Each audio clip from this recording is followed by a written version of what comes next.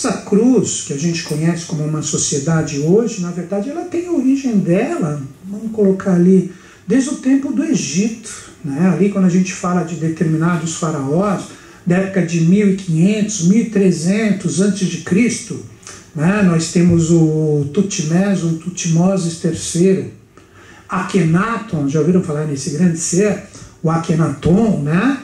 Ou Amenófis IV, ser fantástico, de uma hierarquia que vocês nem imaginam. Eles que são praticamente os progenitores da consciência Rosa Cruz que a gente conhece depois como uma sociedade iniciática que imigra e que é formada naquela região europeia, né?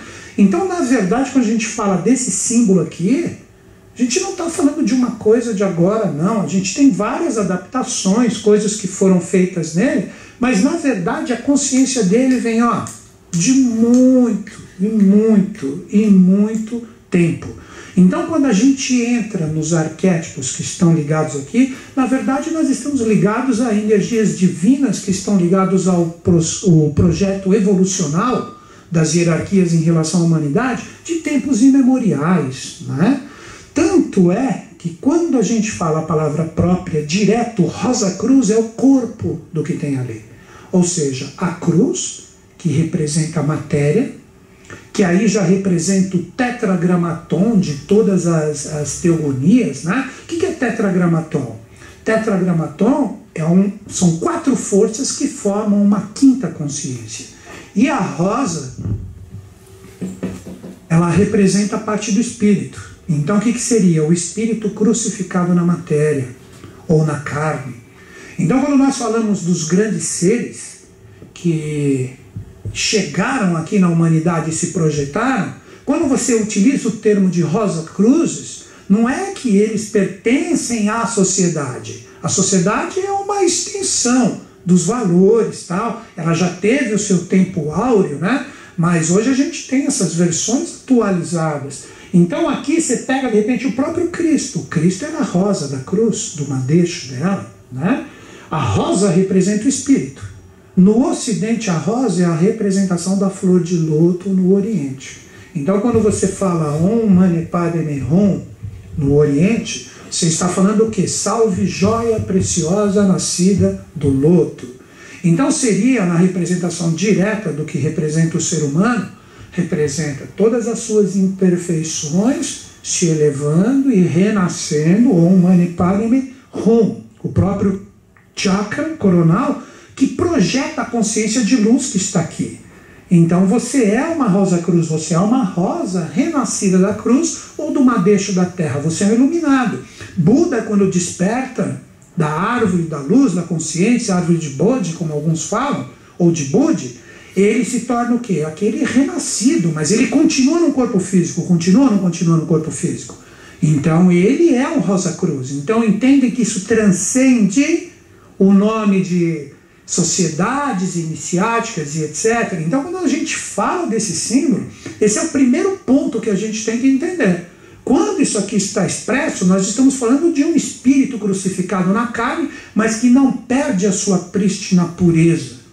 Então representa todos os valores espirituais, ou mais excelsos, de todas as hierarquias. Vocês vão ver que a cosmogênese, a antropogênese, está tudo aqui expressa. Então, quando nós entramos em sintonia com ela, nós estamos falando disso, que é o ser humano que acessou a sua centelha divina. É o ser humano que sabe que as forças espirituais estão dentro dele e estão transbordando como luz ou como valores espirituais. Quer ver um exemplo?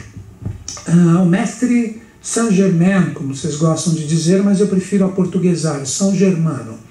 São Germano é um ser que o tempo dele transcende o que a humanidade entende como ser humano, né? Que ele é de um tempo que nós chamamos na iniciação, falando da antropogênese ou da evolução humana. São Germano é um nascido da esfinge, quando a esfinge tinha movimento, quando a esfinge representava, nessa época que a gente chama de Lemúria, de milhões e milhões de anos atrás, ela tinha movimento, ela era o ser mais excelso que estava presente na face da Terra, porque ela simbolizava as hierarquias criadoras que estavam ali. Isso que é decifrar a esfinge.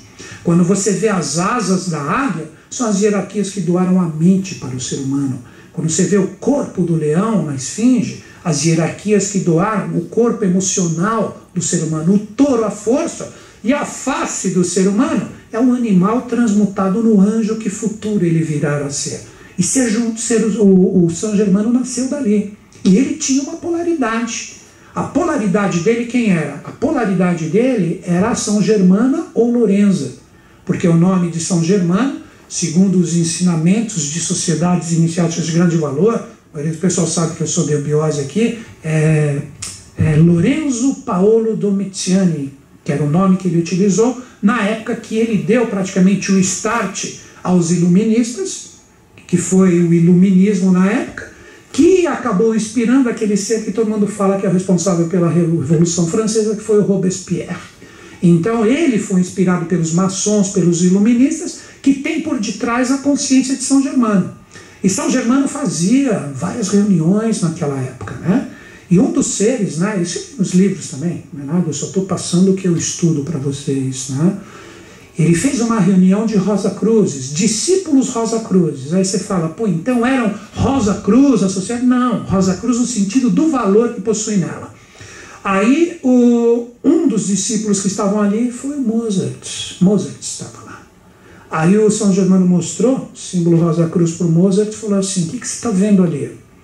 Ah, estou vendo o símbolo Rosa Cruz. Ele falou, tudo bem, perfeito. Estuda ele bastante que muitos anos mais lá para frente a gente se encontra e conversa sobre ele.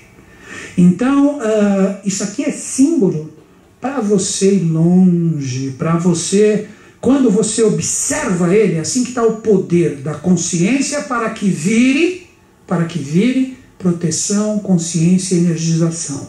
Quando você olha para esse símbolo, ele desperta em você tudo que ele tem de mais maravilhoso. E quando você entra em sintonia com ele, opa, aí sim, aí você que vai espargir no ambiente como uma antena que capta toda a informação que está nele, você esparge isso pelo ambiente, ou você forma em você um tipo de energia que vai se tornar uma energia realizadora. Existem algumas formas, no sentido direto de utilização, aqui existe, que eu vou passar no final para vocês. Então vamos lá. Primeiro, essa cruz, nós podemos dizer que a força dela vem de fora para dentro, né? Ou seja, você nunca vai atingir o quinto princípio da rosa se você não tiver o seu quaternário bem resolvido. Estão compreendendo? Então, quando você trabalha o quaternário no sentido de harmonia, você desperta o poder da rosa ou da flor de loto que está no centro. Então, seria mais ou menos assim. Enquanto você não pacificar a energia dos 4 reinos em você, nunca o anjo surgirá. Então primeiro você pacifica o mineral ou o ser humano em você, depois você pacifica o vegetal em você, o animal em você, o humano em você, para que o anjo surja. Nunca um anjo surgirá das impurezas. O anjo só surge das energias que correspondem ao verdadeiro equilíbrio. Se você entra numa escola iniciática, né, você vai ver que a primeira coisa, ou a primeira yoga que é passada para você é a yoga dos 5 elementos, que é uma yoga que o intento dela é você harmonizar o 4 para que o quinto princípio surja. Aí você fala, mas como é que eu vou harmonizar isso? Quer ver como é simples? Simples, aspas. O ser humano em você, seus pensamentos, suas ideias, como você utiliza a sua mente diariamente. Pega o 100% do que você utiliza a sua mente. Aí eu pergunto para ti, o que realmente vale a pena e o que você desperdiçou ela durante o seu dia inteiro? Né? Aí você fala, pô, mas eu estou num trabalho que eu não gosto e eu sou obrigado. Eu falo, você está lá por quê? Por que você está lá? Aí você fala, é uma necessidade, eu preciso de grana. Mas se não faz parte do seu projeto, o que você tem que fazer se você está lá? Estou perguntando. Se não vai responder nada, tudo bem. Eu vou ficar aqui esperando a resposta. Se você está num lugar que você não curte, você gasta a sua mente de forma inútil ali, o que você tem que fazer? Embora. Custou, mas alguém respondeu. Meu, dá um jeito de pular fora dali, cara. O que você está fazendo ali? Esse é um dos preceitos da Rosa Cruz. Vocês estão percebendo que eu estou passando a Rosa Cruz para você? Outra coisa, pega diariamente como você utilizou o seu corpo emocional. O que você permitiu que impactasse o seu corpo emocional. Os seus sentimentos. O quanto você se sentiu bem e o quanto você se sentiu mal naquele dia. Aí você, eu e o mundo temos mania de dizer que nós estamos passando mal por causa daquela coisa externa, né? Ah, porque eu vi aquilo. Ah, porque aquela pessoa me fez mal. Porque aquela pessoa é culpada pelo fato de eu estar me sentindo mal. Será mesmo? Será mesmo que aquela pessoa é culpada? Se ela te impactou é porque você abriu o corpo para ela. Você simplesmente tinha que fazer o quê? Eu não ligo para isso. É que nem apelido. Apelido que você não liga, pega. Para pensar. Mas se você liga, opa, aí sim, vai, é a mesma coisa. Isso acontece em família, relacionamentos, tal, etc. Né? Então, você tem que aprender a não alimentar essas energias emocionais que não te fazem bem. Né? Então, pesquisa, faz um levantamento. Agora, o outro ponto. O quanto você gastou energia inutilmente naquele dia. O quanto você despendeu energia de forma inútil naquele dia. É o vegetal em você. As emoções é o ânima. Ânima que origina a palavra de qual reino? Ani, coloca o L no fim. Animal. Aí que tá. O ânima, animal. Então é aquele que vive o instinto, a energia dos desejos, paixões, né? Que às vezes é bom enfiar o pé na jaca. A gente também não nasceu para ser santo, né? Mas também não só a jaca o tempo inteiro, né? Então você tem que analisar todos esses pontos. E por fim, o elemento terra em você. O quanto você realmente realizou coisas boas. O quanto você foi realmente gentil. Você parou com o seu carro para uma pessoa passar na sua frente, de repente ela estava com pressa, ela está apressada, vai na frente, né? Vai na frente. Ou você ajudou realmente uma pessoa sem interesse de retorno. Ou tudo o que você faz é porque você quer um retorno, porque você quer ganhar. Tudo isso é a cruz aqui. Ó. Tudo isso é a cruz. Né? Tudo isso é a cruz. São os 4 estados de consciência, os 4 reinos que você tem que harmonizar. Nunca um anjo se projeta num ser humano se ele tem o animal, o vegetal, o mineral ou o próprio humano mal resolvido dentro dele. É daí que surge o mestre ou renascido ou aquele que acessa os valores da rosa. Estão compreendendo? Ou senão você fica o quê? Crucificado no madeixo. Você fica crucificado, parado, enforcado, pendurado e as coisas não andam. Então, num primeiro sentido, essa Rosa Cruz era chamada do quê? Quer ver vocês entenderem a astrologia aqui? A rosa das 12 convexidades, assim que ela é chamada. O que são 12 convexidades? Ela tem 3 partes para cada parte da cruz. Vocês não conseguem perceber esse desenho nela? Ele é assim, ó. Né? Ela tem 3 partes aqui. Essa é a primeira forma de você identificar uma Rosa Cruz. Ó, 3 partes aqui, 3 aqui e 3 aqui. Quem já viu essa rosa por aí? Quem já viu? Quem já viu? Não está em vários lugares? Opa, abaixa o volume. Não está em vários lugares? Representa o quê? Representa exatamente os valores aqui. O que é o 12? Os 12 signos do zodíaco. Que representa o quê? Por isso que é de fora para dentro. O que nós chamamos de céu, por onde caminham os planetas sagrados. Quando nós falamos dos 12 signos do zodíaco, isso está na rosa. Vocês estão vendo? Ó, eu estou aqui e vou terminar aqui, tá? Quando for 7 horas da noite eu chego aqui. Mas é para vocês entrarem na sintonia disso. Então, seguindo, vejam que interessante. O que representam os 12 signos do zodíaco? Eles representam como se fosse a coluna vertebral de Deus, ou do grande arquiteto do universo. Então, quando você está observando da Terra, os lugares por onde passam os planetas passam sempre por um mesmo lugar. Isso que os diferenciam de outras estrelas. E esse lugar onde eles passam, que na astronomia é chamado de eclíptica, representa o lugar onde Deus desenvolve. Então os planetas o que são? Os chakras de Deus, que Deus também possui 7 chakras ou centros de força.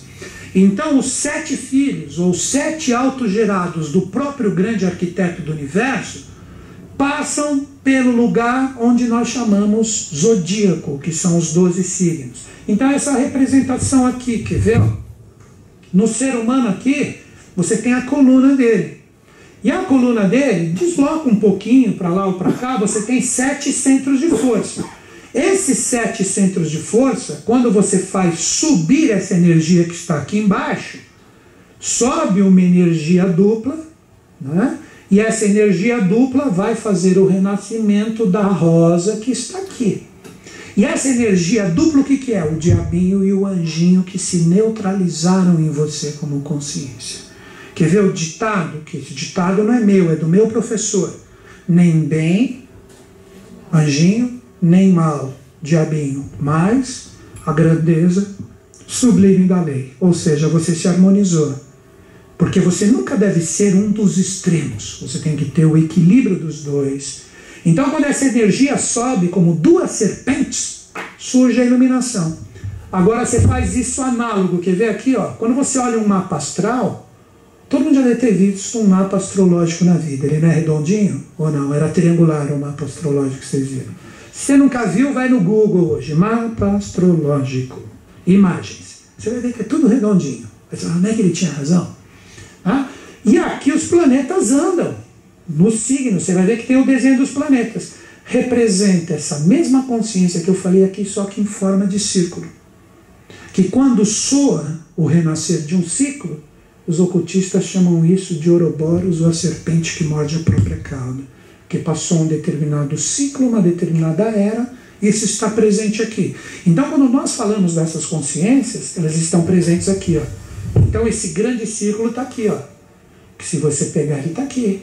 Então, são a força dos 12 anjos, né? A força das 12 consciências, ou dos 12 apóstolos de Cristo, que estavam presentes ali no momento do avatar da Era de Peixes, que é simbolizado na Rosa Cruz, porque hoje o ser humano evolui no 12.